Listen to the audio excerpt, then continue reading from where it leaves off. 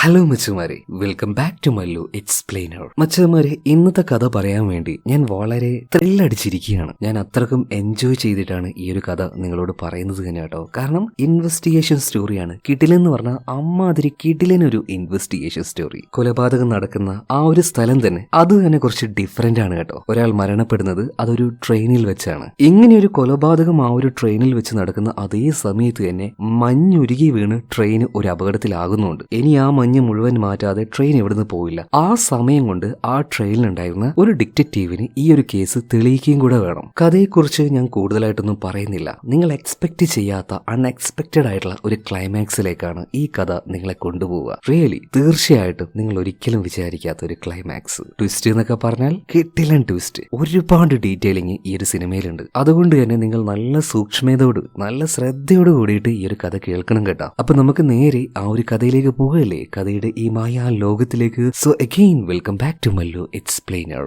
സിനിമയുടെ ആരംഭത്തിൽ തന്നെ നമ്മുടെ ഈ കഥയുടെ കഥാനായകനായിട്ടുള്ള ഡിറ്റക്റ്റീവ് ഹെർക്കുലി പൈറോട്ട് അദ്ദേഹത്തിന്റെ ടാലന്റ് കാണിച്ചുകൊണ്ടാണ് സിനിമ ആരംഭിക്കുന്നത് കേട്ടോ. എന്തായാലും തുടക്കത്തിൽ തന്നെ ജെറുസലേമിലാണ് കാണിക്കുന്നത്. അവിടെ ഒരു ഹോട്ടൽ റൂമിൽ ഇരുന്നു കൊണ്ട് വളരെ വിചിത്രമായ ഒരു കാര്യം ചെയ്തുകൊണ്ടിരിക്കുകയാണ് പൈറോട്ട്. ഒരു ചെറുക്കനോടും അതുപോലെ തന്നെ ഒരു കുക്കിനോടും പറഞ്ഞ് 2 മുട്ട കൊണ്ടുവരാൻ പറയുന്നുണ്ട്. ഒരുപോലെയുള്ള മുട്ടയാണ് ഈ പൈറോട്ടിന് വേണ്ടത്. എന്തിനാണെന്ന് ചോദിക്കാൻ അങ്ങനെ പ്രത്യേകിച്ച് കാരണമൊന്നുമില്ല, നോ റീസൺ. ഇതേ സമയത്ത് തന്നെ പുറത്ത് ഭയങ്കര ബഹളാണ്. എന്തോ ഒരു വിഷയം ഉണ്ടായിട്ടുണ്ട്. അപ്പൊ അത് സോൾവ് ചെയ്യാനായിട്ട് ഒരു പോലീസുകാരൻ പുറത്ത് വന്ന് നിൽക്കുന്നുണ്ട്. എന്തായാലും പിന്നീട് ആ പോലീസുകാരുടെ കൂടെ തന്നെ ഇപ്പോ ഈ ഒരു പൈറോട്ട് പുറത്തേക്ക് വരുന്നുണ്ട്. വരുന്ന വഴിയിൽ അറിയാതെ ഒരു ചാണകത്തിൽ ചവിട്ടി പോകുന്നുണ്ട്.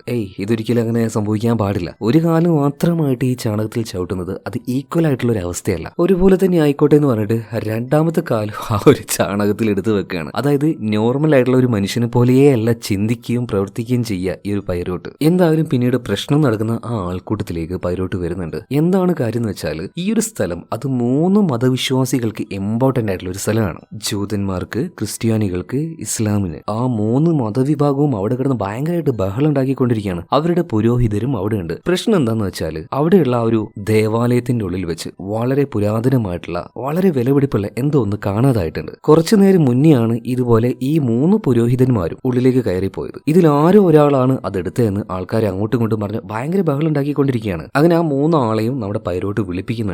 ജൂതരുടെ പുരോഹിതനായിട്ടുള്ള റോബെ, അത് അയാളുടെ പേരല്ല, ആ സ്ഥാനത്തിന്റെ പേരാണ് കേട്ടോ. അതുപോലെ തന്നെ ക്രിസ്ത്യൻസിന്റെ പുരോഹിതനായിട്ടുള്ള പ്രീസ്റ്റ്, ഇസ്ലാമിന്റെ പുരോഹിതനായിട്ടുള്ള ഇമാം, 3 പേരെയും അവിടെ കൊണ്ടു നിർത്തുന്നുണ്ട്. കുറച്ചു നേരം ചില കാര്യങ്ങളൊക്കെ അങ്ങോട്ടും ഇങ്ങോട്ടും നോക്കിയിട്ട് നമ്മുടെ ഈ ഒരു പൈറോട്ട് ഒരു കാര്യം പറയുന്നുണ്ട്. ഇവര് 3 പേരുമല്ല അതെടുത്തത്. പിന്നെ ആരാണ് എന്ന് ചോദിച്ച സമയത്ത് ഈ കേസ് അന്വേഷിക്കാനായിട്ട് എന്നെ ഇങ്ങോട്ടേക്ക് വിളിച്ചു വരുത്തിയ ഈ പോലീസുകാരെന്താ ഇവൻ തന്നെയാണ്. അതേസമയത്ത് തന്നെ പൈറോട്ട് മറ്റൊരു പോലീസുകാരനോട് എന്തോ ഒരു കാര്യം ഏൽപ്പിച്ചിരുന്നു.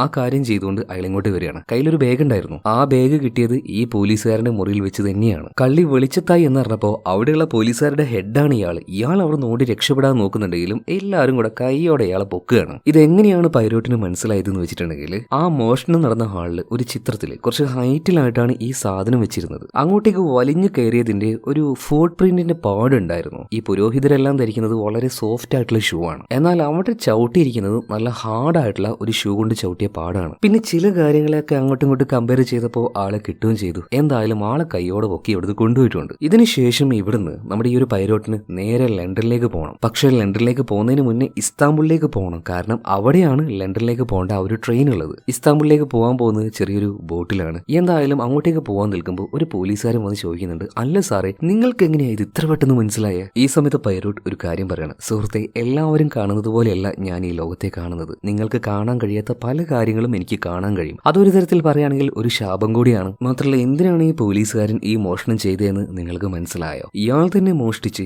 ഇയാളായിട്ട് തന്നെ അത് കണ്ടുപിടിച്ചു കൊടുക്കണം. അങ്ങനെയാണെങ്കിൽ ജോലിയിൽ ഇയാൾക്കൊരു സ്ഥാനക്കയറ്റം കിട്ടും. അതിനുവേണ്ടി മാത്രമാണ് ഇങ്ങനെയൊരു പൊറാട്ട് നാടകം ഇയാൾ കളിച്ചത്. എന്തായാലും സുഹൃത്തെ, നമുക്ക് പിന്നെ കാണാൻ പറഞ്ഞിട്ട് ഇയാളോട് യാത്ര പറഞ്ഞ് നമ്മുടെ ഈ ഒരു പൈറോട്ട് പോകാൻ നിൽക്കുമ്പോൾ ഈ പോലീസുകാരനോട് ഇയാളുടെ ടൈ അതൊന്ന് നേരാക്കാൻ വേണ്ടി പറയാണ്. നോർമലായിട്ട് ആര് നോക്കിയാലും അതങ്ങനെ ശ്രദ്ധിക്കില്ല. പക്ഷേ ആള് പൈറോട്ടാണ്. നോക്കിയപ്പോൾ തന്നെ ആ ഒരു ടൈക്ക് ചെറിയൊരു ശരിവുണ്ടെന്ന് മനസ്സിലാക്കി അത് നേരെയാക്കാൻ വേണ്ടി പറയാണ്. ഇതിനുശേഷം പൈറോട്ട് ഇസ്താംബുളിലേക്ക് പോകാനായിട്ട് ഒരു ചെറിയ ബോട്ടിൽ കയറുന്നുണ്ട്. ആ ബോട്ടിൽ വെച്ച് തന്നെ മറ്റൊരാളെ കാണിക്കുന്നുണ്ട്. ഒരു ഡോക്ടറാണ്. നോക്കി വെച്ചോട്ടോ, കഥ മുന്നോട്ടേക്ക് പോകുമ്പോൾ ഈ ഒരു ഡോക്ടറെ നമുക്ക് ആവശ്യമുണ്ട്. അതുപോലെ തന്നെ പൈറോട്ട് ഇരിക്കുന്ന സമയത്ത് അദ്ദേഹത്തിന്റെ അടുത്തേക്ക് മറ്റൊരു ലേഡി വന്നിരിക്കുന്നുണ്ട്. ആ ലേഡിയുടെ പേര് മേരി എന്നാണ്. വളരെ പ്രഗത്ഭനായിട്ടുള്ള ഒരു ഡിറ്റക്റ്റീവ് ആയതുകൊണ്ടാണ് പൈറോട്ടിന്റെ അടുത്തേക്ക് ഈ സ്ത്രീ ഇങ്ങനെ വന്നിരുന്നത് കേട്ടോ. അപ്പൊ വന്നിരുന്ന പാട് തന്നെ അവരുടെ പ്രൊഫഷൻ എന്താണ്, അവരെവിടുന്നാ വരുന്നത്, അങ്ങനെയുള്ള കാര്യങ്ങളൊക്കെ അവരൊന്ന് നിരീക്ഷണ ശേഷം പൈലോട്ടായിട്ട് തന്നെ അങ്ങോട്ടേക്ക് പറഞ്ഞു കൊടുക്കുകയാണ്. അതായത് ഈ മേരി ഒരു ടീച്ചറാണ്, പ്രത്യേകിച്ചും ഒരു ഹിസ്റ്ററി ടീച്ചറാണ്. അത് അവരുടെ ദേഹത്തുണ്ടായിരുന്ന ചോക്ക് പൗഡർ, അതുപോലെ തന്നെ കയ്യിലുണ്ടായിരുന്ന ഹിസ്റ്ററി ബുക്ക്, അങ്ങനെയുള്ള ചില കാര്യങ്ങളൊക്കെ നോക്കി വളരെ സിമ്പിൾ ആയിട്ട് തന്നെ പൈലോട്ട് ഗസ് ചെയ്യാണ് കേട്ടോ. മേരി ഇതെല്ലാം കണ്ട് ഒന്ന് അത്ഭുതപ്പെടുന്നുണ്ട്. പിന്നീട് ഓരോ കാര്യങ്ങളൊക്കെ സംസാരിച്ച് അവർ നേരെ ഇസ്താംബുളിലേക്ക് പോവാണ്. ആ ഒരു ബോട്ടിൽ തന്നെ നമ്മൾ നേരത്തെ കണ്ട ആ ഒരു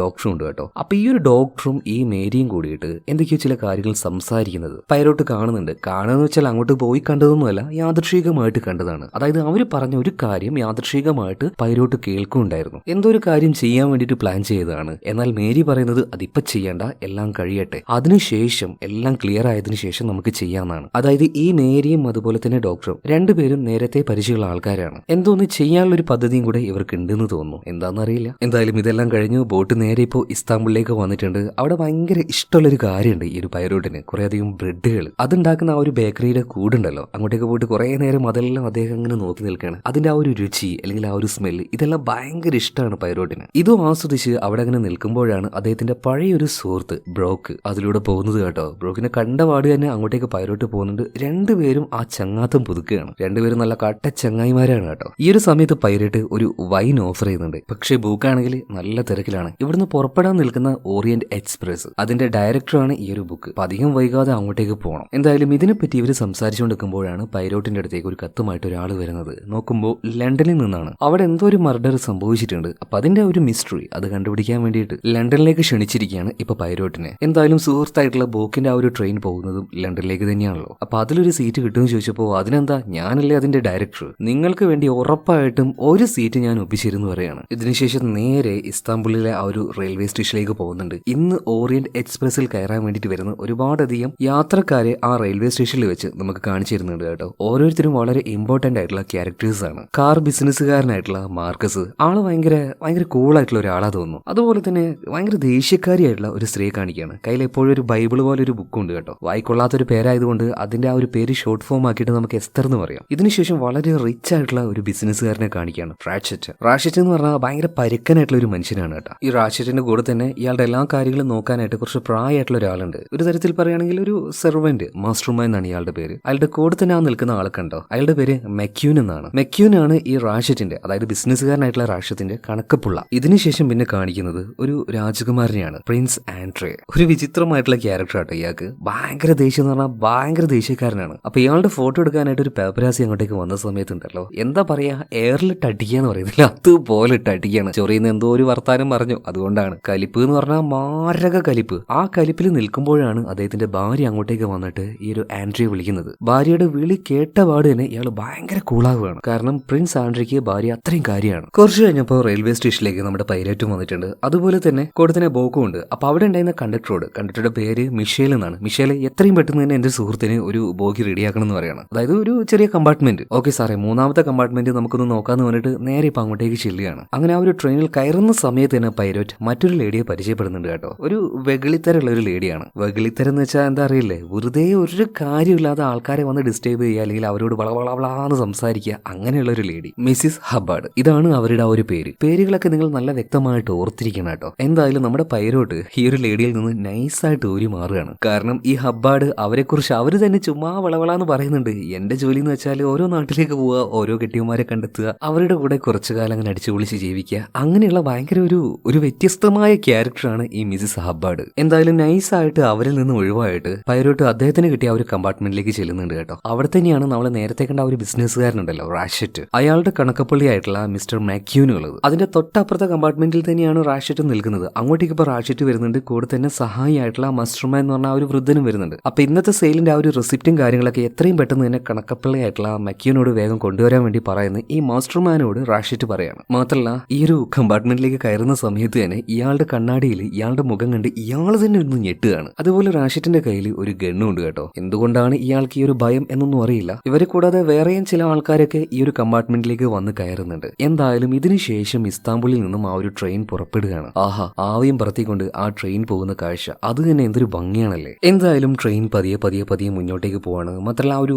റാഷറ്റ് ഉണ്ടല്ലോ, ഇയാളുടെ മുറിയുടെ തൊട്ടടുത്ത മുറിയിൽ തന്നെയാണ് ആരും താമസിക്കുന്നത്. നമ്മുടെ ആ ഒരു വായാടി പെണ്ണായിട്ടുള്ള മിസ്സിസ് ഹബ്ബാർഡ്. സ്ത്രീ വിഷയത്തിൽ അല്പം താല്പര്യകക്ഷിയായിട്ടുള്ള റാഷറ്റ് അവളൊന്ന് വളയ്ക്കാൻ ശ്രമിക്കുന്നുണ്ടെങ്കിലും ഇവന്റെ സ്വഭാവം ഈ ഹബ്ബാർഡിന് അത്ര അങ്ങോട്ട് ഇഷ്ടാവുന്നില്ല. എന്തായാലും വാതിലും പൂട്ടി അയാൾ ഉള്ളിൽ കയറിയിരിക്കുന്നുണ്ട്. ഇതേ സമയത്ത് തന്നെ പൈലോട്ട് വന്നിട്ട് കുഴപ്പമൊന്നുമില്ലല്ലോ, എന്ത് കുഴപ്പം, യാതൊരു കുഴപ്പമില്ല എന്ന് പറഞ്ഞിട്ട് നമ്മുടെ ഈ പൈലോട്ടിനോട് നല്ല രീതിയിൽ സംസാരിച്ച് ഹബ്ബാർഡ് അവളുടെ ആ ഒരു മുറിയിലേക്ക് കയറിയിരിക്കുകയാണ്. അങ്ങനെ ട്രെയിൻ വീണ്ടും മുന്നോട്ടേക്ക് തന്നെ ആ രാത്രി അങ്ങനെ കടന്നുപോയി. പിറ്റേ ദിവസം രാവിലെയായി. ഇപ്പൊ നമ്മുടെ പൈലോട്ടിനെ വിളിക്കാനായിട്ട് അവിടുത്തെ ആ ഒരു കണ്ടക്ടർ ഉണ്ടല്ലോ, മിഷേൽ, ഇയാളും ഇമ്പോർട്ടന്റ് ആയിട്ടുള്ള ഒരു ക്യാരക്ടറാണ്. ഈ മിഷേൽ വന്ന് രാവിലെ തന്നെ ഭക്ഷണവും കാര്യങ്ങളൊക്കെ കൊടുക്കുന്നുണ്ട്. നല്ല കമ്പനിയാണ് കേട്ടോ ഈ പൈലോട്ടിനോട് ഈ മിഷേൽ. അതുപോലെ കമ്പാർട്ട്മെന്റിലുള്ള എല്ലാ ആൾക്കാരും എഴുന്നേറ്റിട്ടുണ്ട്. ഓരോരുത്തരും അവർക്ക് ഇഷ്ടമുള്ള ഭക്ഷണവും കാര്യങ്ങളൊക്കെ ഓർഡർ ചെയ്യുന്നുണ്ട്. പിന്നീട് അത് കഴിക്കാനായിട്ട് എല്ലാവരും ആ ഒരു ഹാളിൽ അങ്ങനെ നിരന്നിരിക്കുകയാണ് കേട്ടോ. ആ കൂട്ടത്തിൽ പൈലോട്ട് നേരത്തെ പരിചയപ്പെട്ട ആ ഒരു ടീച്ചർ ഉണ്ടല്ലോ, മേരി ഉണ്ട്. പിന്നെ ആ മേരി നേരത്തെ സംസാരിച്ച ഒരു ഡോക്ടർ അവരുണ്ട്. പിന്നെ ഒരു ഇച്ചിരി പ്രായമായിട്ടുള്ള ഒരു പ്രൊഫസർ ഉണ്ട്. അങ്ങനെ എല്ലാവർക്കും ആയിട്ട് സ്പെഷ്യൽ ആയിട്ടുള്ള ഒരു വൈൻ കൊടുത്തുകൊണ്ട് ഇതിന്റെ ഡയറക്ടർ ആയിട്ടുള്ള നമ്മുടെ ബുക്ക് അങ്ങനെ പോകുന്നുണ്ട്. ആ കൂട്ടത്തിൽ എസ്തർ ഉണ്ടായിരുന്നു കേട്ടോ. എപ്പോഴും വല്ലാത്തൊരു വിഷാദ ഭാവത്തിലിരിക്കുന്ന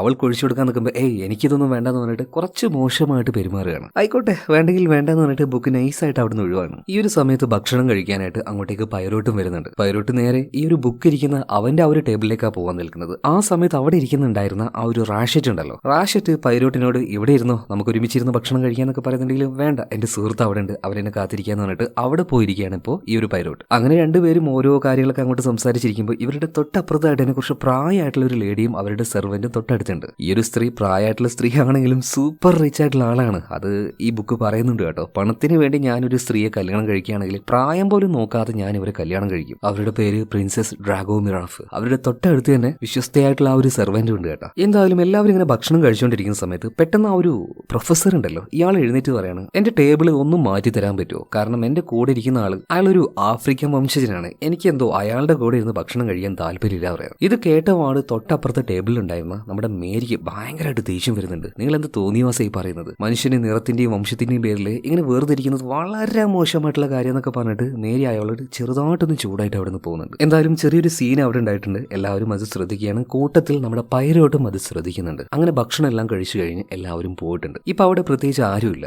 ഈ സമയത്ത് ചെറിയൊരു കഥാപുസ്തകം എടുത്ത് അത് വായിച്ച് എന്താ പറയാ ഭയങ്കരമായിട്ട് ചിരിച്ചുകൊണ്ടിരിക്കണം നമ്മുടെ പൈലറ്റ് കേട്ടോ. ആ ചിരി കേൾക്കുമ്പോൾ തന്നെ നമുക്ക് ചിരി വരും. അങ്ങനെ കഥയും വായിച്ച് ചിരിച്ചുകൊണ്ടിരിക്കുന്ന സമയത്ത് പൈലോട്ടിന്റെ അടുത്തേക്ക് ഒരാൾ വന്നിരിക്കുകയാണ്. മറ്റാരുമല്ല, റാഷിറ്റ് തന്നെ. ഇയാൾ നേരത്തെ തന്നെ പൈലോട്ടിനോട് എന്തോ ഒരു കാര്യം സംസാരിക്കാനായിട്ട് ശ്രമിക്കുന്നുണ്ടായിരുന്നു. എന്തായാലും വന്നിരുന്നു, ഒരു കേക്ക് ഓഫർ ചെയ്യാണ്. ഇതിനിടയിൽ പൈലോട്ടിന് കാര്യം മനസ്സിലായി. നിങ്ങൾക്ക് എന്തോ ഒരു ജോലി എന്നെ ഏൽപ്പിക്കാനുണ്ട്, കാര്യമായിട്ട് തന്നെ പറഞ്ഞു എന്ന് പറയാണ്. അങ്ങനെ പൈലോട്ട് കാര്യങ്ങൾ പറയാണ്. ഇയാൾക്ക് ഈ പഴയ പുരാതന വസ്തുക്കൾ വിൽക്കുന്ന ആ ഒരു ബിസിനസ് ആണ് എന്ന് കരുതി അതിൽ നല്ല നോളജ് ഉണ്ടോ ചോദിക്കുകയാണെങ്കിൽ ഇല്ല. പലപ്പോഴും ഇങ്ങനെയുള്ള വസ്തുക്കളുടെ മൂല്യനിർണ്ണയം നടത്തുന്ന സമയത്ത് പിഴവുകൾ സംഭവിക്കാറുണ്ട്. അതുകൊണ്ട് തന്നെ ഞാൻ അത് വിൽക്കുന്ന ആൾക്കാർക്ക് അത് പിന്നീട് മനസ്സിലായി അവരെന്നോട് ഭീഷണിയുമായിട്ട് വരാറുണ്ട്. അങ്ങനെ ഇപ്പൊ കുറച്ച് ദിവസമായിട്ട് നല്ലൊരു ഭീഷണിയിലാണ് ഞാനിപ്പോൾ നിൽക്കുന്നത്. എന്റെ ജീവനെ ഓർത്ത് എനിക്ക് നല്ല പേടിയുണ്ട്. അപ്പൊ നിങ്ങൾക്ക് എനിക്ക് പ്രൊട്ടക്ഷൻ തരാൻ പറ്റുമെന്ന് ചോദിക്കുകയാണ്. നല്ല അടിപൊളിയായിട്ട് തന്നെ പൈലോട്ട് അത് എതിർക്കുകയാണ്. എനിക്ക് അമ്മാതിരി പണിയൊന്നും ചെയ്യാൻ പറ്റില്ല എന്ന്. എത്ര കാശ് ഓഫർ ചെയ്തിട്ടും പൈലോട്ട് അത് വേണ്ടാന്ന് തന്നെ പറയാണ്. കാരണം ഈ മുന്നിലിരിക്കുന്ന റാഷറ്റ് ആളൊരു ക്രിമിനൽ ആണെന്ന് പൈലോട്ടിന് നന്നായിട്ട് അറിയാം. പിന്നീട് പൈലോട്ട് അവിടെ നിന്ന് എഴുന്നേറ്റ് പോവാണ്. ട്രെയിൻ വീണ്ടും മുന്നോട്ടേക്ക് തന്നെ പോകുന്നുണ്ട്. രാത്രിയായപ്പോൾ ഒരു സ്റ്റേഷനിൽ ട്രെയിൻ നിർത്തുന്നുണ്ട്. അപ്പൊ ഒന്ന് സ്മോക്ക് ചെയ്യാനായിട്ട് നമ്മുടെ ആ ഒരു ഡോക്ടർ അതുപോലെ തന്നെ ഈ റാഷറ്റിന്റെ കണക്കപ്പള്ളിയായിട്ടുള്ള മെക്കിയന് രണ്ടുപേരും പുറത്തേക്ക് പോയി സിഗരറ്റൊക്കെ വലിച്ച് കയറി വരുന്നുണ്ട്. ഈ ഒരു കാര്യമെല്ലാം റാഷിഷ് ശ്രദ്ധിക്കുന്നുണ്ട് കേട്ടോ. അങ്ങനെ രാത്രിയായി കിടക്കുന്നുണ്ട് ഈ ഒരു റാഷറ്റ്. പക്ഷേ ഒരു സമാധാനമില്ല, ഒരു പേടിയാണ്. ഇയാൾക്ക് ഒരുപാട് ഭീഷണി കത്തുകളും കാര്യങ്ങളൊക്കെ വരുന്നുണ്ട്. അങ്ങനെയുള്ള ആൾക്കാർക്ക് സമാധാനമായിട്ട് ഉറങ്ങാനേ പറ്റില്ലല്ലോ. അതേ അവസ്ഥ തന്നെയാണ് ഈ റാഷറ്റിനും. അങ്ങനെ വീണ്ടും സമയം മുന്നോട്ടേക്ക് പോവാണ്. രാത്രി ആയിട്ടുണ്ട്. ഈ റാഷറ്റിന്റെ മുറിയുടെ ഭാഗത്ത് നിന്നും എന്തോ ഒരു ശബ്ദം കേട്ട് അങ്ങോട്ടേക്ക് ആ ഒരു കമ്പാർട്ട്മെന്റിലെ കണ്ടക്ടർ ആയിട്ടുള്ള മിഷേൽ വന്ന് അവിടെ തട്ടുന്നുണ്ട്. ശബ്ദം കേട്ട് റാഷറ്റ് വാതിൽ തുറക്കുന്നില്ല. പകരം തൊട്ടടുത്തുണ്ടായിരുന്ന നമ്മുടെ പൈലോറ്റാണ് വാതിൽ വന്നിട്ട് എന്തെങ്കിലും കുഴപ്പമുണ്ട്, കുഴപ്പമൊന്നുമില്ല എന്നിപ്പോ കണ്ടക്ടർ പറയാണ്. കാരണം അതിന്റെ ഉള്ളിൽ നിന്നും റാഷറ്റ് തന്നെ എന്തോ ഒരുമാതിരി ഒരു അടഞ്ഞ ശബ്ദത്തിൽ കുഴപ്പമൊന്നുമില്ല പൊയ്ക്കോ എന്നിങ്ങനെ പറഞ്ഞിട്ടുണ്ടായിരുന്നു. ഓക്കെ, ഇപ്പൊ രണ്ടുപേരും അങ്ങോട്ടും ഇങ്ങോട്ടും നോക്കി ചിരിച്ച് അവിടുന്ന് പോവാണ്. അതായത് ഈ മിഷേലും നമ്മുടെ പൈലറ്റും. ഇതിനുശേഷം പൈലറ്റ് നേരെ പോയിട്ട് ബെഡിൽ കിടക്കുകയാണ്. ഇയാൾക്ക് എന്തോ ഉറങ്ങാൻ പറ്റുന്നില്ല. എന്തോ ഇവിടെ സംഭവിക്കാൻ പോകുന്നത് പോലെ ഉള്ളിലൊരു തോന്നല്. അധികം വൈകിയില്ല, വീണ്ടും എന്തൊക്കെയോ ചില ശബ്ദങ്ങൾ കേൾക്കുകയാണ്. ശബ്ദം കേട്ടപാട് തന്നെ കണ്ടക്ടർ അങ്ങോട്ടേക്ക് വരുന്നുണ്ട്. അപ്പൊ തന്നെ വാതിൽ തുറന്ന് നമ്മുടെ പൈലോട്ട് നോക്കുന്നുണ്ട്. പെട്ടെന്ന് ഈ റാഷറ്റിന്റെ ആ ഒരു മുറിയുടെ ഭാഗത്തു നിന്നും ആരോ ഒരാൾ ഇറങ്ങി ഓടുന്നത് പൈലോട്ട് കാണുകയാണ്. ഒരുമാതിരി ഒരു ചുവന്ന ഗൗണ് പോലെയുള്ള എന്തോ ഒരു വസ്ത്രം ഇട്ടുകൊണ്ട്. ഇയാൾ പോയി കഴിഞ്ഞ ഒരു ഇത്തിരി നേരം കഴിഞ്ഞപ്പോഴാണ് അങ്ങോട്ടേക്ക് ആരെത്തുന്നത് ഈ ഒരു കണ്ടക്ടർ ആയിട്ടുള്ള മിഷേൽ. അപ്പൊ ആ പോയ ആളെ വ്യക്തമായിട്ട് മിഷേൽ കണ്ടിട്ടില്ല കേട്ടോ. പിന്നെ നോക്കുമ്പോൾ പ്രത്യേകിച്ച് ഒരു കുഴപ്പമൊന്നുമില്ല, ഓക്കെ എന്ന് പറഞ്ഞിട്ട് പൈലോട്ട് വീണ്ടും വാതിലടച്ച് റൂമിൽ തന്നെ ഇരിക്കുകയാണ്. ഈ സമയത്ത് പുറത്തെ കാര്യങ്ങൾ നമ്മൾ കാണിക്കുന്നുണ്ട്. അതായത് ട്രെയിൻ ഇപ്പൊ പോയിക്കൊണ്ടിരിക്കുന്നത് നല്ല മഞ്ഞ് നിറഞ്ഞൊരു ഭാഗത്തുകൂടിയാണ്. പ്രകൃതി അല്പം മോശമായിരുന്നു. ചെറിയൊരു ഇടിമിന്നൽ ഇടിക്കുന്നുണ്ട്. സോ ഈ ഒരു പ്രതിഭാസം അവിടെ നടക്കുന്നത് കൊണ്ട് തന്നെ മഞ്ഞ് ചെറുതായിട്ട് നുരുങ്ങി നേരെ വരുന്നത് റെയിൽവേ പാളത്തിലേക്കാണ്. ചെറിയൊരു അപകടം തന്നെ അവിടെ സംഭവിക്കുന്നുണ്ട്. ട്രെയിൻ ചെറുതായിട്ടൊന്ന് പാളം തെറ്റി പോകണം. മാത്രമല്ല അവിടെ നിറയെ മഞ്ഞുകൾ നിറഞ്ഞിട്ടുണ്ട്. എല്ലാവരും അർദ്ധരാത്രിയിൽ ഉറങ്ങുകയായിരുന്നു. ഈ സമയത്താണ് സംഭവം നടക്കുന്നത്. എല്ലാവരും കിടന്ന ഭാഗത്തുനിന്ന് തെറിച്ച് വീഴുന്നുണ്ട്. എന്നാൽ ആർക്കും പ്രത്യേകിച്ച് അപകടമോ കാര്യങ്ങളോ ഒന്നും പറ്റിയിട്ടില്ല കേട്ടോ. പിറ്റേ ദിവസം രാവിലെ ആകുമ്പോഴാണ് ശരിക്കും അവിടെ എന്താ സംഭവിച്ചതെന്ന് നമ്മളെ കാണിക്കുന്നത്. ട്രെയിൻ ഇപ്പോൾ നിൽക്കുന്നത് തന്നെ വലിയൊരു ചെരുവിലാണ്, ഒരു പാലത്തിന്റെ മുകളിലാണ്. ട്രെയിൻ ഒരു തരി പോലും ഇനി മുന്നോട്ടേക്ക് പോയില്ല. അപ്പൊ എല്ലാവരും ആ ഒരു ടെൻഷനിൽ നിൽക്കുമ്പോൾ ഇതിന്റെ ഡയറക്ടർ ആയിട്ടുള്ള നമ്മുടെ ബുക്ക് വന്നിട്ട് പറയണ ആരും പേടിക്കേണ്ട, അധികം വൈകാതെ തന്നെ നമ്മളെല്ലാവരും രക്ഷപ്പെടുത്താനായിട്ടുള്ള ആ ഒരു ടീം ഇങ്ങോട്ടേക്ക് വരും, അതുവരെ നിങ്ങളൊന്ന് വെയിറ്റ് ചെയ്താൽ മതി എന്ന് പറയണം. ഇതേ നേരം തന്നെ ഈ റാഷിറ്റ് ഉണ്ടല്ലോ, ആ ഒരു ബിസിനസ്സുകാരൻ, ഇയാളുടെ സഹായിയായിട്ടുള്ള മാസ്റ്റർമാൻ ഇയാൾക്കുള്ള ഭക്ഷണവുമായിട്ട് മുറിയുടെ മുന്നിലേക്ക് പോയിട്ട് കുറെ നേരമായിട്ട് വാതിൽ കെട്ടുന്നു. എന്നാൽ ഉള്ളിൽ നിന്നും റാഷിറ്റ് വാതിൽ തുറക്കുന്നുമില്ല. ഇതേ സമയത്ത് തന്നെ അങ്ങോട്ടേക്ക് വന്ന പൈരോട്ട് ഞാനൊന്ന് നോക്കട്ടെ, നിങ്ങൾ തൽക്കാലം പോയിട്ട് ആ ഒരു കണ്ടക്ടറേയും ബുക്കിനൊക്കെ വിളിച്ചിട്ട് വാന്ന് പറയണം. അങ്ങനെ മാസ്റ്റർമാൻ പോയ ആ ഒരു സമയത്ത് പൈരോട്ട് വാതിൽ തുറക്കുകയാണ്. അപ്പോഴേക്കും അങ്ങോട്ടേക്ക് ബോക്ക്, പിന്നെ ആ ഒരു കണ്ടക്ടർ, ഡോക്ടർ എല്ലാവരും വന്നിട്ടുണ്ട്. എല്ലാവരും വല്ലാത്തൊരു ഷോക്കിലാണ് ഉള്ളിലേക്ക് നോക്കുന്നത്. കാരണം അതിന്റെ ഉള്ളിൽ ഉണ്ടായിരുന്ന ബിസിനസ്സുകാരനായിട്ടുള്ള റാഷിറ്റ് ഇയാൾ മരണപ്പെട്ട് കിടക്കുകയാണ്. ഡോക്ടർ വേഗം തന്നെ പോയിട്ട് കാര്യങ്ങളൊക്കെ നോക്കുകയാണ്. എന്തോ വളരെ ഷാർപ്പായിട്ടുള്ള വസ്തു വെച്ച് പല തവണ റാഷിറ്റിന്റെ നെഞ്ചത്തും വയറിലൊക്കെ കുത്തിയിട്ടുണ്ട്. അങ്ങനെയാണ് ആള് മരണപ്പെട്ടിട്ടുള്ളത്. ഏകദേശം മരണസമയം ഇപ്പൊ ഡോക്ടർ പറഞ്ഞു കൊടുക്കുന്നുണ്ട്. രാത്രി ഒരു 1:30-2 മണി ആ ഒരു സമയത്താണ്. വേഗം തന്നെ എല്ലാവരെയും ബുക്ക് അവിടുന്ന് പറഞ്ഞു വിടുകയാണ്. എന്നിട്ട് പൈരോട്ടിനോട് ഒരു കാര്യം പറയുന്നുണ്ട്. ദയവ് ചെയ്തിട്ട് എനിക്ക് വേണ്ടി ഈ ഒരു കേസ് നിങ്ങൾ അന്വേഷിക്കണം, അല്ലെങ്കിൽ പോലീസുകാർ ഇത് ഏറ്റെടുത്താൽ അത് ഞങ്ങൾക്ക് കുറച്ചിലാണ്. അതുപോലെ തന്നെ ഒരുപാട് കോംപ്ലിക്കേഷൻ ഉണ്ടാവും, സാക്ഷി പറയേണ്ടി വരും. ആദ്യമൊന്നും പൈരോട്ട് ഇത് സമ്മതിച്ചില്ല കേട്ടോ, ഏറ്റെടുക്കില്ല എന്ന് തന്നെ പറയാണ്. എന്നാൽ ബോക്ക് ഒരു കാര്യം പറയുന്നുണ്ട്. നിങ്ങളിപ്പോ ഈ ഒരു ഇൻവെസ്റ്റിഗേഷൻ ഇവിടെ ചെയ്തിട്ടില്ലെങ്കിൽ 2 പേരായിരിക്കും ഇതിന്റെ പേരിൽ ഒരു തെളിവുകളും ഇല്ലാതെ പെടാൻ പോകുന്നത്. ഒന്ന് കറുത്ത വംശജനായിട്ടുള്ള നമ്മുടെ ഡോക്ടർ, കറുത്ത വർഗ്ഗക്കാരനായതുകൊണ്ട് തന്നെ അദ്ദേഹത്തെ പെട്ടെന്ന് അറസ്റ്റ് ചെയ്യാനുള്ള സാധ്യതയുണ്ട്. അതുപോലെ കുടിയേറ്റക്കാരനായിട്ടുള്ള ആ ഒരു മാർക്കസ്, അവരത് ചെയ്തിട്ടില്ലെങ്കിലും അവരെ അറസ്റ്റ് ചെയ്യാനുള്ള സാധ്യത വളരെ കൂടുതലാണ്. അങ്ങനെ ബോക്ക് കാര്യങ്ങൾ പറഞ്ഞ് കൺവിൻസ് ചെയ്തതുകൊണ്ട് മാത്രം ഇപ്പൊ പൈരോട്ട് അതിന് സമ്മതിക്കുകയാണ്. എല്ലാവരെയും ചോദ്യം ചെയ്യണമെന്നും പൈരോട്ട് പറയുന്നുണ്ട്. അങ്ങനെ ബോഗിയിലുള്ള എല്ലാവരും ഇരിക്കുന്ന ആ ഒരു ഭാഗത്തേക്ക് പോയിട്ട് ബോക്ക് ഒരു കാര്യം പറയുന്നുണ്ട്. നിർഭാഗ്യവശാൽ മറ്റൊരു കാര്യം കൂടെ ഈ ഒരു ട്രെയിനിൽ നടന്നിരിക്കുകയാണ്. നമ്മുടെ കൂടെ യാത്ര ചെയ്തിരുന്ന റാഷിറ്റ്, അദ്ദേഹം മരണപ്പെട്ടിരിക്കുകയാണ്. ഇത് കേട്ട് എല്ലാവരും ഒന്ന് ഷോക്കാവുന്നുണ്ട്. മാത്രമല്ല ആ കൂട്ടത്തിൽ ഒരാളുണ്ട്, റാഷിറ്റിന്റെ കണക്കപ്പിള്ളിയായിട്ടുള്ള മാക്യൂന്. ഇയാൾ പറയണ, ഓഹോ, അവസാനം അദ്ദേഹത്തെ കൊന്നല്ലേ. പെട്ടെന്ന് പൈലോട്ട് പോയിട്ട്, അല്ല അദ്ദേഹത്തെ കൊന്നതാണെന്ന് നിനക്കെങ്ങനെയാ മനസ്സിലായത്? ഇത് കേട്ടപ്പോ ഈ ഒരു മാക്യൂന് ഒന്ന് പരിങ്ങി കളിക്കുന്നുണ്ട്. അത് പിന്നെ അദ്ദേഹം ആരോഗ്യത്തോടെ ഇരിക്കുകയായിരുന്നില്ലേ, മരണപ്പെട്ടിട്ടുണ്ടെങ്കിൽ അതൊരു കൊലപാതകം ആയിരിക്കുമല്ലോ. അങ്ങനെ എന്തൊക്കെയോ പറഞ്ഞ് പരിയും കളിക്കുകയാണ്. മാത്രമല്ല ഇതിനുശേഷം അവിടെയുള്ള ഓരോരുത്തരെയും ഭയങ്കരമായിട്ട് സംശയത്തോട് കൂടിയിട്ട് പൈലോട്ട് നോക്കുകയാണ്. ആരോടും ഈ ഒരു ബോഗിയിൽ നിന്നും പുറത്തേക്ക് പോകാനും പാടില്ല. ചില കാര്യങ്ങളൊക്കെ ചോദിക്കുകയാണെങ്കിൽ അതിന് നിങ്ങൾ ഉത്തരം പറയും വേണം. ഇങ്ങനെയെല്ലാം പറഞ്ഞ സമയത്ത് ആ ഒരു പ്രൊഫസർ ഉണ്ടല്ലോ, ആ ഒരു വംശീയ വൃക്കാരൻ, ഇയാൾ പറയണേ, ഇതൊക്കെ ചെയ്യാൻ നിങ്ങൾ ആരാണ്? പൈലോട്ട് കാര്യം പറഞ്ഞു കൊടുക്കുന്നുണ്ട്. ഞാൻ പ്രഗത്ഭനായിട്ടുള്ള ഒരു ഡിറ്റക്റ്റീവ് ആണ്. ഞാൻ ചോദിക്കുന്നുള്ള ഉത്തരം നിങ്ങൾ തീർച്ചയായിട്ടും തരണം, അല്ലെങ്കിൽ നിങ്ങൾ എല്ലാവരും ഒരുപോലെ പെട്ടുപോകുന്നു പറയണം. ഇതിനുശേഷം ആ ഒരു ട്രെയിനിന്റെ പുറത്തേക്ക് നമ്മുടെ പൈലോട്ട് വരുന്നുണ്ട്. അതായത് ഇന്നലെ സംഭവം നടക്കുന്ന സമയത്ത് ഈ ഒരു ബോഗിയിലേക്ക് മറ്റൊരു ബോഗിയിൽ നിന്നും ആരും വന്ന് കയറിയിട്ടില്ല. അതിനർത്ഥം കൊലപാതകം നടത്തിയിരിക്കുന്നത് ഈ ഒരു ബോഗിയിൽ തന്നെയുള്ള നമ്മൾ ഇത്രയും നേരം കണ്ടുകൊണ്ടിരിക്കുന്ന ആരോ ഒരാൾ തന്നെയാണ്. പിന്നീട് പൈലോട്ട് ആദ്യം തന്നെ ചോദ്യങ്ങൾ ചോദിക്കുന്നത് ഈ മരിച്ചുപോയ റാഷിറ്റിന്റെ കണക്കപ്പിള്ളിയായിട്ടുള്ള മെക്യൂന്റെ അടുത്താണ്. മെക്യൂന് കുറെ കാര്യങ്ങൾ പറയാനുണ്ട്. അതായത് ഇയാൾ പുതുതായിട്ട് പുരാവസ്തുക്കളുടെ ബിസിനസ് തുടങ്ങിയെങ്കിലും ഇതിനെക്കുറിച്ചൊരു മണ്ണാങ്കട്ടി അറിയില്ലായിരുന്നു. പ്രത്യേകിച്ചും ബിസിനസ് അതെങ്ങനെ ചെയ്യണം, കണക്ക് കൂട്ടുക, കണക്ക് കുറക്കുക, ഈ കാര്യങ്ങളെ കുറിച്ചൊന്നും യാതൊരു ധാരണയും ഇയാൾക്കില്ല. അതുപോലെ ജർമ്മൻ, ഫ്രഞ്ച് ഇങ്ങനെയുള്ള ഭാഷകളൊന്നും ഇയാൾക്ക് അറിയില്ല. എന്നാൽ എല്ലാ സ്ഥലത്തും പോയിട്ട് ഇയാൾ ഡീലുകൾ ഉണ്ടാക്കും. അതൊക്കെ നോക്കിയിരുന്നത് ഞാനാണ്. ഇന്നലെ രാത്രി നടന്ന കുറെ ബിസിനസിന്റെ ബില്ലും കാര്യങ്ങളൊക്കെ ആയിട്ട് രാത്രി വരാൻ വേണ്ടി പറഞ്ഞിട്ടുണ്ടായിരുന്നു. ഞാൻ പോവാൻ നിൽക്കുമായിരുന്നു. അപ്പോഴാണ് അപകടവും കാര്യങ്ങളൊക്കെ ഉണ്ടായിരുന്നത്. ഈ ഒരു ബിസിനസ്സുമായി ബന്ധപ്പെട്ട് ഇയാൾക്ക് വല്ല ശത്രുക്കളും ഉണ്ടായിരുന്നു എന്ന് പൈലറ്റ് ഇപ്പോ ഈ മാക്യൂനോട് ചോദിച്ച സമയത്ത് അവനൊന്ന് ചിരിക്കുകയാണ്. ശത്രുക്കൾ ഉണ്ടായിരുന്നുവെന്നോ?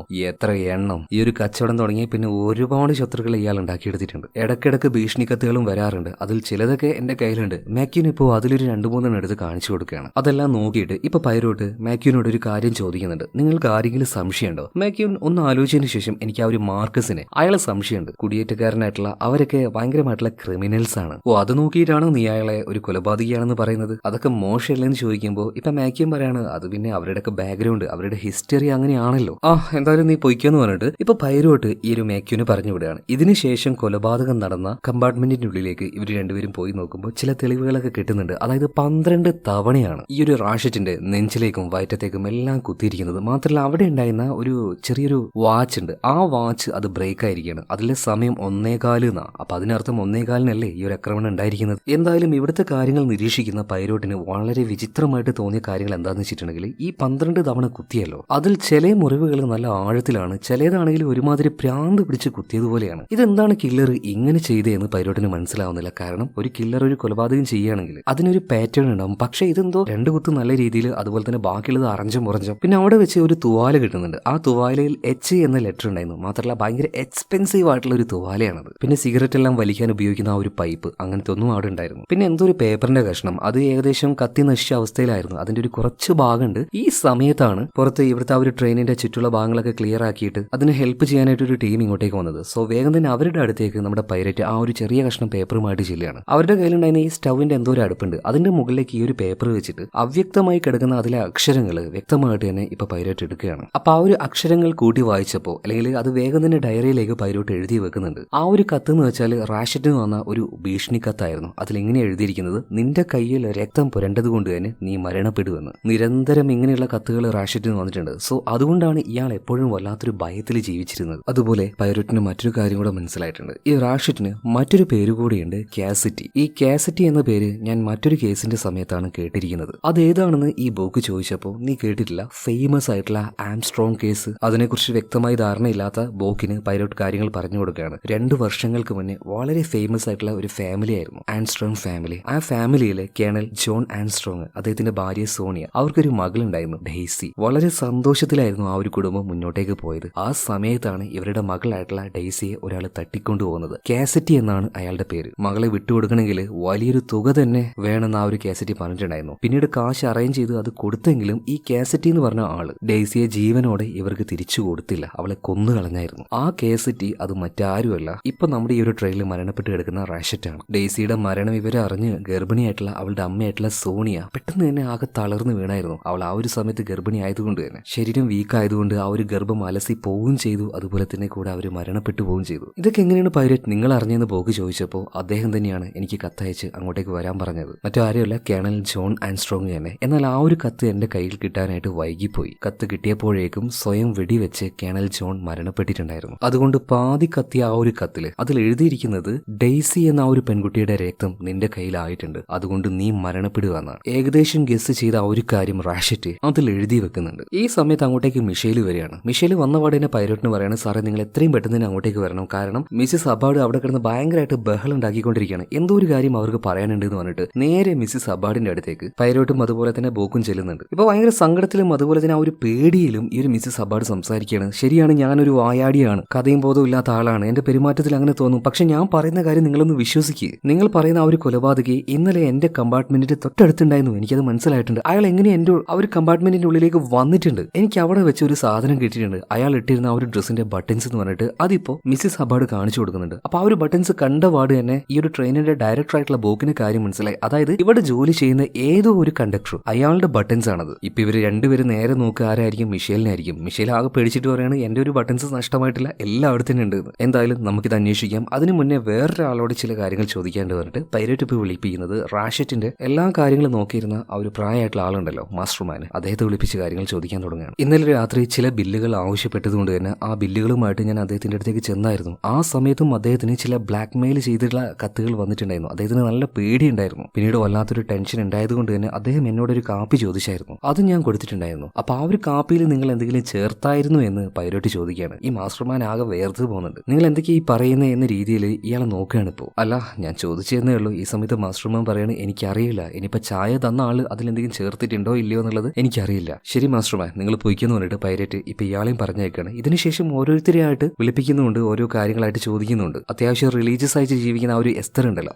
ആ എസ്തറിനോട് വിളിച്ച് കാര്യങ്ങളൊക്കെ ചോദിക്കുകയാണ്. ഇതിനിടയിൽ ഒരു കാര്യം മനസ്സിലായി. അതായത് എസ്തർ പണ്ട് മുതലേ ഇങ്ങനെ ഒരു വിശ്വാസിയൊന്നും ആയിരുന്നില്ല. ലൈഫിൽ സംഭവിച്ച ചില എന്തൊക്കെയോ കാരണങ്ങൾ കാരണമാണ് ഈ രീതിയിൽ അവരുടെ ആ ഒരു മൈൻഡ് സെറ്റ് ഒക്കെ മാറിയതും വിശ്വാസിയായി മാറിയതും. ഇതിനുശേഷം പ്രൊഫസറുടെ അടുത്തേക്ക് ചെന്ന് അയാളോട് ചില കാര്യങ്ങളൊക്കെ ചോദിക്കുന്നുണ്ട്. ജർമ്മനിയിൽ നിന്ന് വരുന്ന അത്യാവശ്യം വംശവറിയനായിട്ടുള്ള സയൻസിലൊക്കെ അത്യാവശ്യം നോളേജ് ഉള്ള ഒരു പ്രൊഫസറാണ് ഇയാൾ. അപ്പൊ ഇയാൾ എന്തോ ഒരു വലിയ സെമിനാർ അറ്റൻഡ് ചെയ്യാൻ വേണ്ടി പോവാണ്. അങ്ങനെയാണ് ഈ ട്രെയിനിലേക്ക് വന്ന് കയറിയത്. അപ്പൊ ഇയാളെയും കൂടുതലായിട്ട് സംശയിക്കേണ്ട ആവശ്യമില്ല. ഇതിനുശേഷം മറ്റാ ഒരു മാർക്കസിനെ വിളിക്കുകയാണ്. ഇവൻ കുടിയേറി ഈ നാട്ടിലേക്ക് വരുന്നതിന് മുന്നേ വെറും ദരിദ്രനായിരുന്നു. എന്നാൽ ഇങ്ങോട്ടേക്ക് വന്നതിന് ശേഷം കുറെ അധികം കാർ ഷോറൂമുകളും കാര്യങ്ങളൊക്കെ തുടങ്ങി. ഇപ്പൊ വലിയ റിച്ച് സെറ്റപ്പാണ്. ബേസിക്കലി ഭയങ്കര കൂൾ ആയിട്ടുള്ള ഒരു ബിസിനസ്സുകാരനാണ് മാർക്കസ്. അപ്പൊ അവനെയും കുറെ ഒരാവശ്യമില്ലാതെ സംശയിക്കേണ്ട ആവശ്യമില്ല. ഈ മാർക്കസും റാഷറ്റുമായിട്ടൊന്നും യാതൊരു ബന്ധവുമില്ല. ഇതിനുശേഷം പൈലറ്റ് വിളിപ്പിക്കുന്നത് മറ്റേ ടീച്ചറായിട്ടുള്ള മേരി ഉണ്ടല്ലോ, അവരെയാണ്. ഇപ്പൊ മേരിയെ വിളിപ്പിച്ച് ചോദിക്കുകയാണ്, അന്ന് ആ ഒരു ബോട്ടിൽ നിന്നും നിങ്ങളും ആ ഒരു ഡോക്ടറും തമ്മിൽ എന്തൊക്കെയോ ചില കാര്യങ്ങൾ സംസാരിക്കുന്നത് കണ്ടു. എന്തൊക്കെയോ ചില കാര്യങ്ങൾ തീർക്കണമെന്നോ അതിനുശേഷം നമ്മൾ ഫ്രീ ആവുമെന്നോ അങ്ങനെ എന്തൊക്കെയോ. എന്താണ് ശരിക്കും നിങ്ങൾ അങ്ങനെ സംസാരിച്ചത്? എന്തായിരുന്നു നിങ്ങൾ അന്ന് പ്ലാൻ ചെയ്തത്. പൈലറ്റ് യാദൃശ്ചികമായിട്ട് കേട്ട കാര്യമാണ്. എന്നാൽ അവർ അന്ന് പറഞ്ഞ ആ ഒരു കാര്യവുമായിട്ട് ഈ ഒരു മർഡറിനെ ബന്ധപ്പെടുത്തുകയാണ് പൈലറ്റ്. ഇത്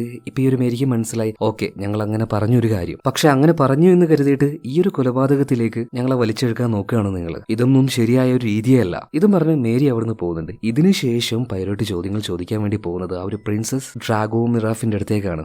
വല്ലാത്തൊരു പേര് തന്നെ. തൽക്കാലം നമുക്ക് കുമാരി അല്ലെങ്കിൽ രാജകുമാരി എന്നൊക്കെ പറയാം. ഒരു റോയൽ ഫാമിലിയിൽപ്പെട്ട ആളാണ് ഈ ഒരു ലേഡി. സംഭവം നടന്ന രാത്രിയിൽ ഇവരെന്ത് ചെയ്യായിരുന്നു ചോദിച്ച സമയത്ത് അന്ന് നല്ല ബോഡി പെയിനും കാര്യങ്ങളൊക്കെ ഉണ്ടായിരുന്നു. അതിന്റെ മരുന്ന് ഞാൻ എന്റെ സെർവന്റിനോട് ചോദിച്ചായിരുന്നു. അതിന്റെ കൂടെ തന്നെ ഒരു കാപ്പിയും ചോദിച്ചായിരുന്നു. കുറച്ച് കഴിഞ്ഞ് എന്റെ സെർവന്റ് കാപ്പിയുമായിട്ട് വന്നു, അതെനിക്ക് തന്നു. അതുപോലെ തന്നെ മരുന്നും കാര്യങ്ങളൊക്കെ എന്റെ പുറത്ത് പുരട്ടി തരുകയും ചെയ്തായിരുന്നു. ഇതെല്ലാം കേട്ട് കഴിഞ്ഞ സമയത്ത് പൈലോട്ട് ആ ഒരു ആൻസ്ട്രോങ് ഫാമിലിയെ കുറിച്ചിട്ട് ഈ കുമാരിയോട് ചോദിക്കുകയാണ്. കുമാരി അല്ലെങ്കിൽ കുമാരി മുത്തശ്ശി അങ്ങനെയൊക്കെ പറയാട്ടോ. അപ്പൊ നിങ്ങൾ ആ ഒരു ക്യാരക്ടറിനെ മനസ്സിലാക്കണം. ആൻസ്ട്രോങ് ഫാമിലി ഇത് കേട്ടപാട് തന്നെ അവർ ചെറുതായിട്ട് അവരുടെ മുഖമൊക്കെ ഒന്ന് മാറുന്നുണ്ട് കേട്ടോ. അവർ പറയാണ് വലിയൊരു ദുരന്തം സംഭവിച്ചൊരു ഫാമിലി അല്ലത്. അപ്പൊ ആ ഒരു ഫാമിലിയുമായിട്ട് നിങ്ങൾക്ക് എന്തെങ്കിലും ബന്ധമുണ്ടോ എന്ന് പൈലോട്ട് ചോദിച്ചപ്പോൾ ആ ഫാമിലിയുമായിട്ട് നേരിട്ട് എനിക്കൊരു ബന്ധവുമില്ല. എന്നാൽ മരിച്ചുപോയ ആ ഒരു പെൺകുട്ടി ഉണ്ടല്ലോ ഡെയ്സിയുടെ അമ്മയായിട്ടുള്ള സോണിയക്ക് ഒരു അമ്മയുണ്ട്, ലിൻഡ ആർഡൻ. ഫേമസ് ആയിട്ടുള്ള ഒരു ആക്ടർ ആയിരുന്നു. ആദ്യത്തെ ഒരു സംവിധായിക എന്ന രീതിയിൽ കൂടെ അവരറിയപ്പെടാൻ നിൽക്കുമ്പോഴാണ് അവരുടെ കുടുംബത്തിൽ ഇങ്ങനൊരു സംഭവം നടന്നതും മകളെയും കൊച്ചുമകളെയും എല്ലാം നഷ്ടമായതുകൊണ്ട് തന്നെ അവർ പിന്നീട് ആ ഒരു ഫീൽഡിലേക്ക് വന്നില്ല. അവരെ പിന്നീട് ആരും കണ്ടിട്ടില്ല എന്നാണ് പറയുന്നത്. കൂടുതലായിട്ട് എന്തെങ്കിലും അവരെ കുറിച്ച് അറിയാൻ ചോദിക്കുമ്പോൾ കൂടുതലായിട്ടൊന്നും അറിയില്ല, ഞാൻ അവരുടെ വലിയൊരു ഫാൻ ആയിരുന്നു എന്ന് ഈ ഒരു കുമാരി മുത്തശ്ശി പറയാണ്. പക്ഷെ ഒരു കാര്യം ഈ ഒരു കുമാരി മുത്തശ്ശി പറയുന്നുണ്ട്, ഒരു നൂറ്റാണ്ടിലുണ്ടാവുന്ന ഒരു തരം പ്രതിഭകളുണ്ട്, അതുപോലൊരു പ്രതിഭയായിരുന്നു ലിൻഡ ആർഡൻ. ഈ സംഭവത്തോട് കൂടിയിട്ട് അവരുടെ ആ ഒരു പ്രൊഫഷനെ തന്നെ വേണ്ടാന്ന് വെച്ചു. അത്രത്തോളം മാനസികമായിട്ട് അത് അവർക്ക് എഫക്ട് ചെയ്തിട്ടുണ്ടാവില്ലേ. അങ്ങനെ ഭയങ്കര ഇമോഷണൽ ആയിട്ട് ഈ ഒരു കുമാരി മുത്തശ്ശി ഇങ്ങനെ സംസാരിക്കുന്ന സമയത്ത് മറ്റൊരു കാര്യം ഇവരോട് നമ്മുടെ പൈലോട്ട് പറയാണ്. അതായത് അന്ന് ആ ഒരു കുഞ്ഞ് മരണപ്പെട്ടല്ലോ, ഡെയ്സി. ആ ഡെയ്സിയെ കൊന്നത് കാസറ്റി എന്നൊരാളാണ്. ആ കാസറ്റി അത് മറ്റാരുമല്ല, ഇന്നലെ രാത്രി മരണപ്പെട്ട ഈ റാഷിറ്റ് ആണ്. കേട്ട വാർഡ് തന്നെ ഇവരങ്ങ് ഞെട്ടിപ്പോകുന്നുണ്ട്. എന്തുകൊണ്ടാണ് കുമാരി മുത്തശ്ശി ഇങ്ങനെ ഞെട്ടിയത് എന്നറിയില്ല. എന്തായാലും ഇതിനുശേഷം കാര്യങ്ങൾ ചോദിക്കുന്നത് കുമാരിയുടെ ഒരു സർവന്റിനോടാണ്. അതിന്റെ ആവശ്യമൊന്നുമില്ല എന്ന് പറഞ്ഞെങ്കിലും നമ്മുടെ പൈലറ്റ് അവരോട് ചോദിക്കുകയാണ്, അതും ജർമ്മൻ ഭാഷയിൽ. പക്ഷെ ആ ഒരു ഭാഷ ഈ ഒരു കുമാരി മുത്തശ്ശിക്ക് അറിയില്ല. അതുകൊണ്ട് തന്നെയാണ് ജർമ്മൻ ഭാഷയിൽ അവരോട് സംസാരിക്കുന്നത്. മാത്രമല്ല സെർവന്റ് പറഞ്ഞൊരു കാര്യം എന്താ വെച്ചാൽ ഇവരെപ്പോഴും കാണുന്ന ആ ഒരു കണ്ടക്ടർ അല്ല ഇന്നലെ രാത്രി അവരെ വിളിക്കാൻ വന്നത്. അതായത് കുമാരി ഇതുപോലെ ചായ വേണമെന്ന് പറഞ്ഞപ്പോൾ ഒരു കണ്ടക്ടറിനോടാണ് പറഞ്ഞത്. അപ്പൊ ആ ഒരു കണ്ടക്ടറാണ് ഈ ഒരു സെർവന്റിനെ ഒന്ന് വിളിച്ചത്. അപ്പൊ ആ ഒരു കണ്ടക്ടർ ഏതാണെന്ന് ചോദിച്ച സമയത്ത് അത് വേറൊരാളാണ്. അപ്പൊ തന്നെ പൈലറ്റിന് എന്തൊക്കെയോ ചില സംശയങ്ങൾ തോന്നി. ഓടി വന്നിട്ട് നമ്മുടെ മിഷേലിനെ കാണിച്ചു കൊടുക്കുന്നുണ്ട്. ഇയാളാണോ ആ ഒരു കണ്ടക്ടർ എന്ന് ചോദിച്ചപ്പോൾ ഇയാളല്ലാന്ന് ആ ഒരു സെർവന്റ് ലേഡി പറയാണ്. സോ വേഗം തന്നെ നമുക്ക് ലഗേജ് സെക്ഷനിലേക്ക് പോകണം. അവിടെ വെച്ച് എങ്ങനെയെങ്കിലും ഏതെങ്കിലും ഒരു കണ്ടക്ടറുടെ ഡ്രസ്സ് അത് ഏതെങ്കിലും ഒരു പെട്ടിയിലുണ്ടോ, അതുപോലെ തന്നെ ചുവന്ന ഗൗണ് അതും ഏതെങ്കിലും ഒരു പെട്ടിയിലുണ്ടോ എന്ന് പരിശോധിക്കണം എന്ന് പറയണം. പക്ഷേ ബുക്ക് പറയുന്നത് അതിന്റെ ഒരു ആവശ്യമില്ല, കാരണം എല്ലാ പെട്ടിയും കാര്യങ്ങളും ചെക്ക് ചെയ്തതിന് ശേഷമാണ് ഇങ്ങോട്ടേക്ക് കൊണ്ടുവന്ന് വെക്കുന്നത്. ഒന്ന് ആലോചിച്ചതിന് ശേഷം പൈലറ്റ് പറയാണ്, ഒരേ ഒരു പെട്ടി മാത്രം, അത് നിങ്ങൾ ആരും പരിശോധിച്ചിട്ടില്ല, അത് ആരുടെ പെട്ടിയാന്ന് ചോദിക്കുമ്പോൾ അതെന്റെ പെട്ടി തന്നെയാ പറയുന്നത്. വേഗം തന്നെ പൈലറ്റ് പോയിട്ട് അദ്ദേഹത്തിന്റെ ആ ഒരു പെട്ടി തുറന്നു നോക്കുമ്പോൾ അതിലായിരുന്നു ആ ഒരു ചുവന്ന ഗൗണ് വെച്ചത്. മാത്രമല്ല ഇപ്പൊ ആ ഒരു കുമാരി മുത്തശ്ശിയുടെ ആ ഒരു സെർവന്റ് ഉണ്ടല്ലോ, ആ സെർവന്റ് ലേഡിയുടെ കമ്പാർട്ട്മെന്റ് ചെന്ന് പരിശോധിച്ചപ്പോൾ അവിടെ ദാണ്ടെ കിടക്കുന്ന ഒരു കണ്ടക്ടറുടെ ഡ്രസ്സ്, അതുപോലെ തന്നെ അതിലൊരു ബട്ടൺസ് ഉണ്ടായിരുന്നില്ല. ഇത് കണ്ട് ആ ലേഡി ആകെ ഞെട്ടിപ്പോകുന്നുണ്ട്. ഇത് ഞാനല്ല ഉപയോഗിച്ചത്, ഞാനല്ല ഇത് ഇവിടെ വെച്ചത്. ഇപ്പൊ പൈലറ്റ് പറയാണ്, നിങ്ങളല്ല എന്ന് ഞങ്ങൾക്ക് നന്നായിട്ട് അറിയാം, മനഃപൂർവ്വം എന്നെ കൺഫ്യൂസ് ചെയ്യിക്കാൻ വേണ്ടിയിട്ട് ആരും ഒരാൾ ഇത് ചെയ്തതാണ്. അതുപോലെ തന്നെ ആ ഒരു കോട്ടിന് നല്ല സ്മെല്ലുണ്ടായിരുന്നു. ഈ സ്മെല്ല് മറ്റാരുടെയോ കോട്ടിൽ ഇവർ സ്മെല്ല് ചെയ്തിട്ടുണ്ട്. പെട്ടെന്ന് തന്നെ ആള് പിടികിട്ടി. ആ സമയത്ത് ആരും ഒരാൾ ഇവർ ഒളിഞ്ഞു നോക്കുന്നുണ്ടായിരുന്നു. അയാൾ അവിടെ നിന്ന് ഒരൊറ്റ ഓട്ടം ഓടുകയാണ്. അയാളുടെ പിന്നാലെ തന്നെ പൈലറ്റ് പോകുന്നുണ്ട്. അവസാനം അയാളെ സാഹസികമായിട്ട് പിടിക്കുകയാണ് കേട്ടോ. അത് മറ്റാരും ആയിരുന്നില്ല, മരിച്ചുപോയ റാഷറ്റ്, ഇയാളെ കണക്കപ്പിള്ളയായിട്ടുള്ള മെക്യൂനായിരുന്നു. എന്തൊക്കെയോ ചില തെളിവുകൾ അത് നശിപ്പിക്കാനായിരുന്നു മെക്യൂൻ ശ്രമിച്ചത്. എന്നാൽ പൈലറ്റ് അയാളെ കൈയോടെ പൊക്കുകയും ചെയ്തു. നല്ല 2 പെട്ടയും കൊടുക്കുന്നുണ്ട്. മാത്രമല്ല കുറേ അധികം കണക്കും ബുക്കുകളും കാര്യങ്ങളൊക്കെ വെച്ചിട്ട് ഇയാളോട് പറയാണ്, നീ എഴുതിയിരിക്കുന്ന എല്ലാ കണക്കുകളും റോങ് ആണ്, ഒരുപാട് കാശ് ഇതിൽ നിന്ന് മിസ്സാണ്, സത്യം പറ നീ അയാളെ നല്ലോണം പറ്റിക്കുകയായിരുന്നില്ലേ. അങ്ങനെ ഗതി കേട്ട് ഈ ഒരു മെക്യൂന് അവസാനം ആ ഒരു രഹസ്യം പറയുന്നുണ്ട്. കണക്കപ്പുള്ളിയായി കൂടെ കൂടിയിട്ടുണ്ടെങ്കിലും കണക്കും കാര്യങ്ങളൊന്നും ഒട്ടും കൃത്യമായിരുന്നില്ല. ഇയാളുടെ ഒരുപാട് കാശുകൾ മെക്യൂനെ അടിച്ചു മാറ്റിയിട്ടുണ്ട്. അതിന്റെ ന്യായമായിട്ട് മെക്യൂൻ പറയുന്ന കാര്യം ഇതൊന്നും നല്ല രീതിയിലല്ല ഇയാൾ സമ്പാദിച്ചത്. അപ്പൊ അതിന്റെ ഒരു ഭാഗം ഞാൻ എടുക്കുന്നതിൽ എനിക്ക് വലിയ തെറ്റൊന്നും തോന്നിയിട്ടില്ല. അപ്പൊ നിന്റെ ഈ കള്ളത്തരങ്ങള് അയാൾ, അതായത് റാഷിറ്റ് കൈയോടെ പൊക്കി, അതുകൊണ്ടാണല്ലേ നീ അയാളെ കൊന്നു കളഞ്ഞത്. ഈ സമയത്ത് മെക്യൂൻ ചോദിക്കുകയാണ്, എന്റെ പൊന്നു സാറേ, ഈ സ്വർണ്ണമുട്ട ഇടുന്ന താറാവിനെ ആരെങ്കിലും കൊല്ലുവോ? എനിക്ക് അയാളെ കൊല്ലേണ്ട ഒരു ആവശ്യമില്ല, അയാൾ എന്റെ കള്ളത്തരങ്ങൾ പൊക്കിയിട്ടുമില്ല. ഇതേ നേരം തന്നെ അങ്ങോട്ടേക്ക് നമ്മുടെ ഡോക്ടർ വരികയാണ്. ഡോക്ടർ വന്നിട്ട് ഒരു കാര്യം പറയുന്നുണ്ട്, നിങ്ങൾ ആരും അയാളെ സംശയിക്കേണ്ട ആവശ്യമില്ല. ഇന്നലെ രാത്രി ഒരുപാട് സമയം എന്റെ കൂടെ ഇയാൾ ഉണ്ടായിരുന്നു വിസ്കിയും കഴിച്ചുകൊണ്ട്, അതുകൊണ്ട് ഇയാൾ ആയിരിക്കില്ല ആ ഒരു കൊലപാതകം ചെയ്തത്. അങ്ങനെയാണെങ്കിൽ ഡോക്ടറെ നിങ്ങളൊന്ന് വന്നേ, ചില കാര്യങ്ങൾ നിങ്ങളോട് ചോദിക്കാണ്ടെന്ന് പറഞ്ഞിട്ട് പൈലറ്റ് ഇപ്പോൾ ഡോക്ടറുടെ കൂടെ പോവുകയാണ്. അങ്ങനെ ഡോക്ടറോടും ചില കാര്യങ്ങൾ ചോദിക്കുന്നുണ്ട്. അതായത് മേരിയെ നേരത്തെ നിങ്ങൾക്ക് പരിചയമുണ്ടെന്ന് ചോദിക്കുമ്പോൾ എന്തൊക്കെയോ ചില നുണങ്ങൾ ഡോക്ടർ പറയുന്നുണ്ട്. പറയുന്നുണ്ട് അത് കൈയോടെ പൈലറ്റ് പൊക്കുകയാണ്, അങ്ങനെയല്ലല്ലോ മേരി പറഞ്ഞു എന്നൊക്കെ പറയുന്നുണ്ട്. അപ്പൊ അനാവശ്യമായിട്ട് അവളെ വെറുതെ ഇതിലേക്ക് വലിച്ചെഴുക്കണ്ടെന്ന് ഡോക്ടർ പറയാണ്. ഈ സമയത്ത് ഡോക്ടറിനോട് പൈലറ്റ് ഒരു കാര്യം ചോദിക്കുന്നുണ്ട്, നിങ്ങളുടെ വംശത്തിൽപ്പെട്ട ആൾക്കാർക്ക് ഒരു ഡോക്ടർ ആവുക എന്നൊക്കെ പറഞ്ഞത് അത്ര നിസാരമായിട്ടുള്ള കാര്യമല്ലല്ലോ, പക്ഷെ അതെങ്ങനെ നിനക്ക് സാധിച്ചു? ഈ സമയത്താണ് ഡോക്ടർ ആ ഒരു കാര്യം പറയുന്നത്. ഏതോ ഒരു പൈസക്കാരൻ വന്ന് അദ്ദേഹത്തെ ദത്തെടുത്തു, അദ്ദേഹത്തിന് വേണ്ടി സ്പോൺസർ ചെയ്തു, അങ്ങനെയൊക്കെയാണ് ഈ ഡോക്ടർക്ക് പഠിക്കാനും ഇത്ര നല്ല രീതിയിൽ വളർന്നു വരാനും കഴിഞ്ഞത്. ഇതിനിടയിൽ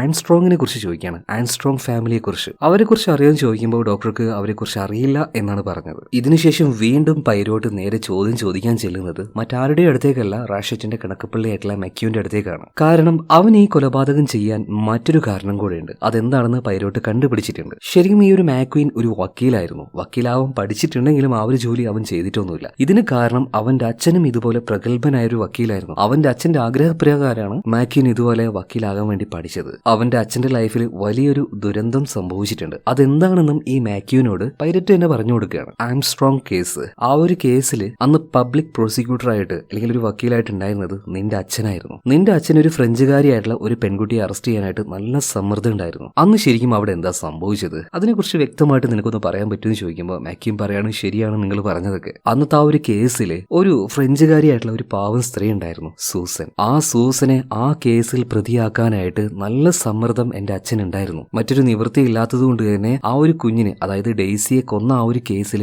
ആ ഒരു സ്ത്രീയാണ് കുറ്റവാളിയാക്കിയത്. ആ പാവം സ്ത്രീ സൂസൻ, അവർക്കത് താങ്ങാൻ കഴിയുന്നതിൽ അപ്പുറമായിരുന്നു. അതുകൊണ്ട് തന്നെ അവരെ ആത്മഹത്യ ചെയ്തു കഴിഞ്ഞു. ഇതിനുശേഷമാണ് യഥാർത്ഥ കുറ്റവാളി കാസറ്റിയാണെന്ന് മനസ്സിലാവുന്നത്. ഇതിനുശേഷം എല്ലാവരും കൂടെ എന്റെ അച്ഛനെ വല്ലാണ്ട് ക്രൂശിച്ചു. അദ്ദേഹം ഒരുപാട് വേദനിച്ചാണ് മരണപ്പെട്ടത്. അന്ന് എന്റെ അച്ഛന് വേണ്ടി എനിക്കൊന്നും ചെയ്യാൻ കഴിഞ്ഞിട്ടില്ലായിരുന്നു. ഇതേ സമയത്തിന് പൈലറ്റ് ചോദിക്കുകയാണ്, ആ കാസറ്റിയാണ് നിന്റെ കൂടെയുള്ള റാഷറ്റ് എന്ന് നിനക്ക് മനസ്സിലായിട്ടുണ്ടായിരുന്നു. സോ നിന്റെ അച്ഛന് വേണ്ടി നീ അയാളെ കൊന്നുകളഞ്ഞു. അപ്പൊ നീ തന്നെയാണ് ആ ഒരു കൊലപാതകി എന്ന് പറയുമ്പോൾ നമ്മുടെ മാക്യൂവിനെ ഇതിനെ എതിർക്കുകയാണ്. അങ്ങനെയല്ല സാറേ, അത് അങ്ങനെയല്ല, ഞാനല്ല അത് ചെയ്തത് എന്ന് അവനിങ്ങനെ പറഞ്ഞുകൊണ്ടിരിക്കുമ്പോൾ പെട്ടെന്ന് ഒരു സ്ത്രീയുടെ കരച്ചിലും ആരൊക്കെ ഓടിപ്പോകുന്നത് പോലെയൊക്കെ കേൾക്കുകയാണ്. എല്ലാവരും ആകെ ഞെട്ടിപ്പോയി. നമ്മുടെ പൈലറ്റ് അതുപോലെ തന്നെ ബോക്ക് അങ്ങോട്ടേക്ക് ഓടി ചെല്ലുന്നുണ്ട്. കഥ അത്യാവശ്യം നല്ല രീതിയിൽ ഡീറ്റെയിലിങ്ങും അതുപോലെ തന്നെ ലോങ്ങും ഉള്ളത് കൊണ്ട് തന്നെ ഈ വീഡിയോ ഞാൻ 2 ഭാഗമാക്കി മാറ്റുകയാണ്. എന്താണ് ഇതിനുശേഷം സംഭവിച്ചത് എന്ന് അറിയാൻ വേണ്ടിയിട്ട് നിങ്ങൾ നാളെ വരെ ഒന്ന് വെയിറ്റ് ചെയ്യേണ്ട കേട്ടോ. അല്പനേരം, മാക്സിമം 1 മണിക്കൂർ അല്ലെങ്കിൽ ഒരു 1.5 മണിക്കൂർ, അതിനുള്ളിൽ തന്നെ ഇതിന്റെ 2ാം ഭാഗം നമ്മുടെ ചാനലിൽ അപ്ലോഡ് ആകുക കേട്ടോ. നല്ല കിടിലൻ ട്വിസ്റ്റാണ്, നിങ്ങൾ പ്രതീക്ഷിക്കാത്തൊരു കാര്യമാണ്. അപ്പൊ എന്തായാലും 1 മണിക്കൂറിന് ശേഷമാണ് നിങ്ങൾ ഈ ഒരു വീഡിയോ കാണുന്നെങ്കിൽ ഇപ്പൊ സ്ക്രീനിൽ ഒരു ബോക്സ് വന്നില്ലേ, ആ ഒരു ബോക്സിൽ ക്ലിക്ക് ചെയ്താലും നിങ്ങൾക്ക് നേരെ 2ാമത്തെ ഭാഗത്തിലേക്ക് പോകാൻ പറ്റും. സോ 2ാമത്തെ ഭാഗത്തിൽ വെച്ച് നമുക്ക് വീണ്ടും കാണാം. Okay, by.